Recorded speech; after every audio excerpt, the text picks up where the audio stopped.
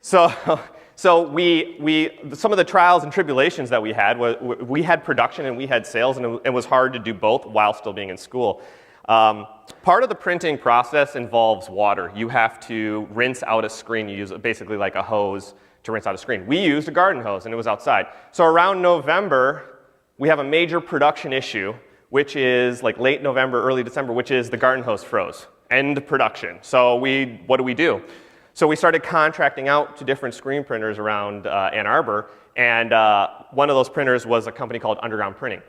So our name was A1 Screen Printing, and I'll get back to that name in a second here, but our name was A1 Screen Printing, first in the phone book. It was genius marketing at the time to be first in the phone book, and it worked pretty well till like this company, Google, came out, and all of a sudden people didn't use the phone book anymore, and genius marketing idea over. So we were called A1 Screen Printing, and we started contracting out to this company called Underground Printing.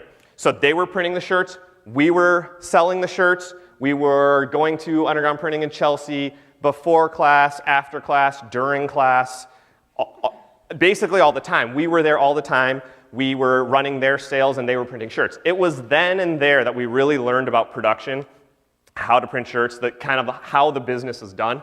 And I like to think that we like leapfrogged 5 years in 1 year because we were there all the time, kind of immersed in it.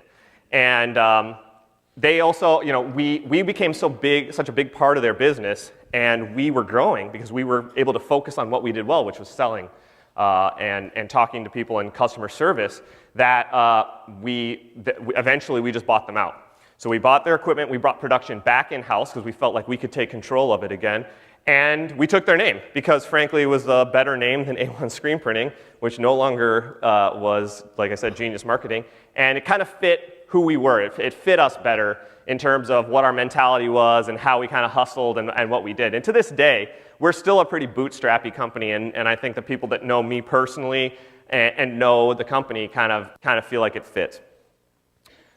So this was our first shop in Chelsea, Michigan. It was a real small shop, and eventually we outgrew this shop. I love this picture because we literally moved the shop ourselves.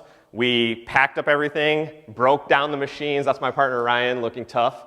And we put everything on the semi and like drove it down the highway from Chelsea to Ann Arbor and moved the shop ourselves.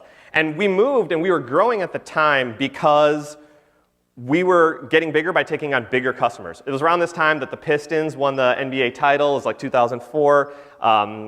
And we were printing a lot of like hot market shirts for the Red Wings, shirts for the Pistons, shirts where like we were printing lots and lots of them for very little money. So we were growing and we were getting bigger, but we weren't making any money. And we were working long hours, and we were kind of dejected by it. And we started thinking why we were growing in the first place, why we liked it. And it was dealing with all these customers, the sales, the customer service, meeting these people face to face. And we realized we didn't want to be that low on the totem pole. We wanted to be the ones that were talking to the customers. We wanted to be higher on the food chart.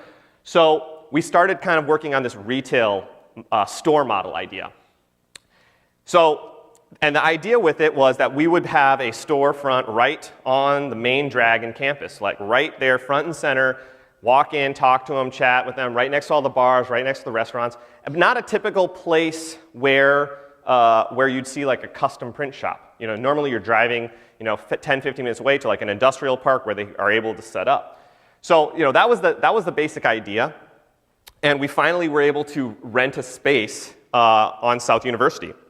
We love South U. I still live near South U, actually. We lived on that side of town. There weren't like the big high-rises then, but we always lived right around there. And so we wanted to set up shop there. We thought that was the place to be, the cool place to be. And this was the first shop. Idea was that we had samples, we had blank samples, we had a computer, we had a guy there, and you just had to stop in on your way to class or away from class to pick up shirts or talk to us about shirts. And we really, custom printing is not something that you're taught how to do when you're growing up. Everyone here knows how to go into a shop and buy a Michigan shirt because you grew up doing that with your mom, dad, whoever. No one knows how to order a custom printed shirt. Once you do it, and there's a big education process, then you can raise your hand and volunteer. But up until that point, it's a little, you get a lot of customers get nervous about it. They're spending a lot of money. They're on the hook to their group or their fraternity or their charity walk or whatever it might be. So we felt like being face-to-face in a comfortable environment rather than in a shop where you're dealing with production and employees over here and what have you was a better option. So this was the idea, a retail storefront where you sold a destination-style product.